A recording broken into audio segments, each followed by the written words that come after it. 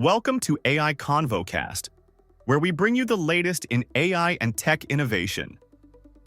Please don't forget to rate, review, and share if you like what you hear. Let's jump right in. Today, we will be covering Anthropic's new Fable 5 model running into a backlash from cybersecurity researchers, Google slashing the price of AI Plus and kicking off a subscription price war, Decart launching Oasis 3 as a programmable world model for robotics and self-driving, and a new lawsuit from a former xAI engineer alleging retaliation over Grok safety concerns. Starting with Anthropic. On June 9th, the company released Claude Fable 5, the first broadly available version of its new Mythos class model.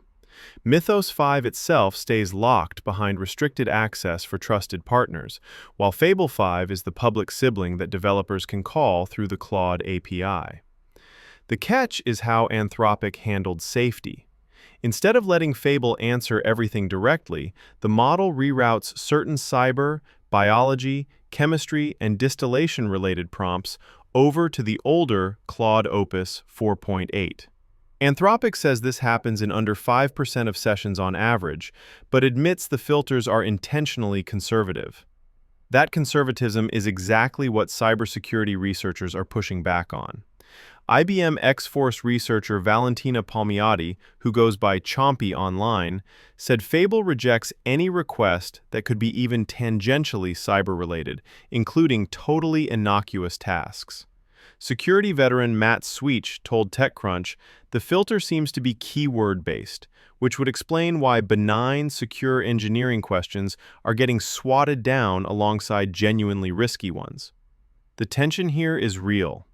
Anthropic is trying to thread the needle between broad availability and dangerous capability, but the people most equipped to stress test Fable 5 are the ones being locked out of it. If a model can't help defenders study attacks, its usefulness in real security work drops fast. Next up, Google fired what TechCrunch is openly calling a warning shot in the AI subscription price wars. On June 8th, Gemini subscriptions lead Vikas Kansal announced that Google AI Plus is dropping from $7.99 to $4.99 a month, and included cloud storage doubles from 200 to 400 gigabytes. The plan bundles Gemini features, NotebookLM, Flow, and video generation tools, with heavier usage still gated to pricier tiers. The strategic move here is bundling. Google is essentially making a paid AI plan feel like a storage upgrade with Gemini thrown in, rather than a standalone chatbot bill competing head-to-head with ChatGPT Plus or Claude Pro. TechCrunch notes that sub-$5 AI plans had already become common in markets like India, and Google is now importing that pricing logic into the US. Anthropic, in particular, hasn't matched rivals with a budget tier, which could sting if consumers start treating $5 AI as the default. Investor Chi-Hua Chien put the longer-term stakes bluntly, telling TechCrunch that AI infrastructure players will get commoditized very aggressively, because users ultimately just want to move their bits as cheaply as possible. That's the quiet threat under this whole announcement.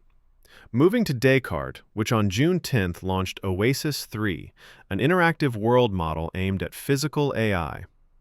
A world model, in plain terms, is an AI that generates a navigable, simulated environment, the kind of thing you'd use to train a self-driving car or a robot without risking real hardware. What's different about Oasis 3 is that it's available as an API from day one, with a driving agent collab and docs ready to go. Decart is pricing it at 2 cents per second of simulation and says it runs with under 200 milliseconds of end-to-end latency. The first target is autonomous vehicle simulation, generating rare road scenarios, weather conditions, and edge cases on demand. But Decart says the same system can extend to drones, off-road vehicles, maritime systems, and humanoid manipulation. CEO Dean Leitersdorf told TechCrunch it's going to be the first usable world model that people can actually program on top of. That framing matters because most world models so far have been impressive demos rather than developer infrastructure.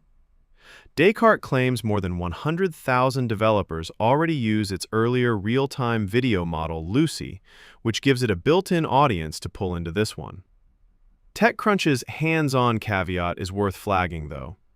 The initial scenes look strong, but longer sessions can degrade in consistency, which is a known weak point for generative world models trying to hold a coherent reality together over time.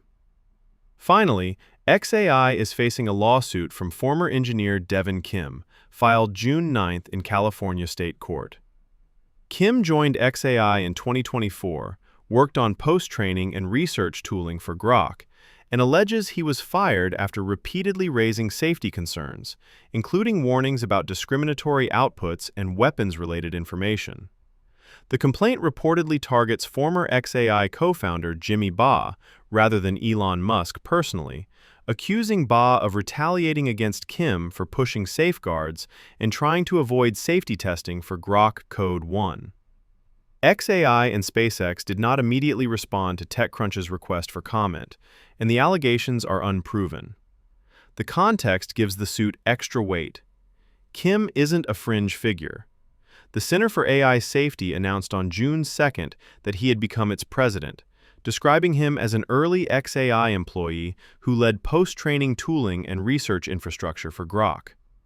Grok has also already drawn public scrutiny for harmful outputs and misuse on X, so a former insider claiming the company sidestepped safety testing on a coding agent lands in an already tense environment. Whether or not the retaliation claim holds up in court, it puts xAI's internal release culture under a much brighter light at exactly the moment Frontier Labs are racing to ship more capable agents.